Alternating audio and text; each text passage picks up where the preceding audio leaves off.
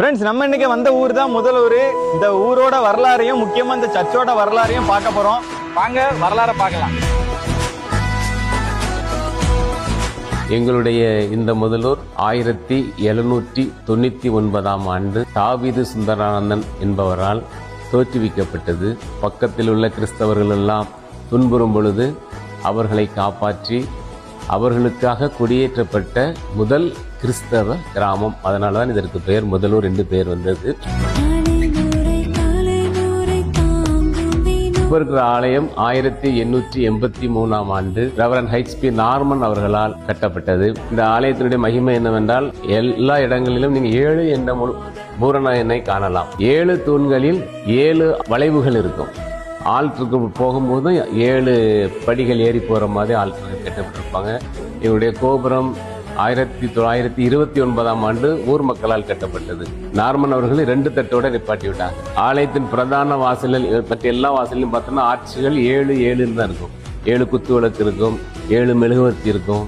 இந்த ஆலயம் முழுவதும் 7 என்ற எண் வர்ற மாதிரி தான் சியம் இருக்கப்பட்டிருக்கும். எங்க ஆலயம் அழைப்பு மணி வைக்கப்பட்டிருக்கிறது. அந்த மணி இங்கிலாந்துல இருந்து கொண்டு வரப்பட்டது. இந்த ஞானஸ்தான தொட்டி பார்த்திருக்கோம்னா அது மிக அழகாக இருக்கும். அது வெளிப்படுத்தல் விசேஷத்துடைய இதை விவரிக்கிறதாக இருக்கும். இப்பொழுது ஒரு மணி பார்ப்பீர்கள்.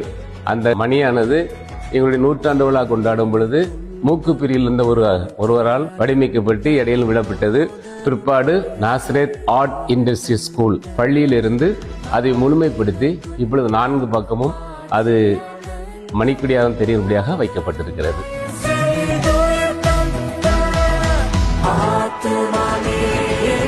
இந்த ஊரிலுடைய பெருமை என்னவென்றால் 5 நேர்த்தெருக்களை கொண்டது.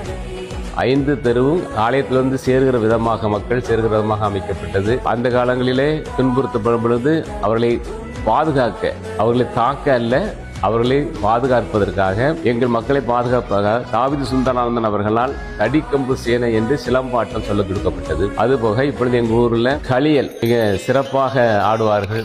அந்த காலங்களில் நோவா என்பவர் இந்த களியலை ஆரம்பித்து கொடுத்தார்.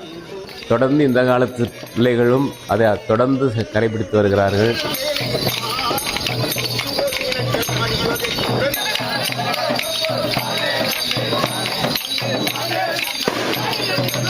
களியல் என்பது தமிழகத்தின் தலை சிறந்த கலைகளில் ஒன்று. அந்த கலை எங்கள் ஊரில் இப்பொழுது இருக்கிறது என்பது எங்களுக்கு மிகுந்த பெருமை.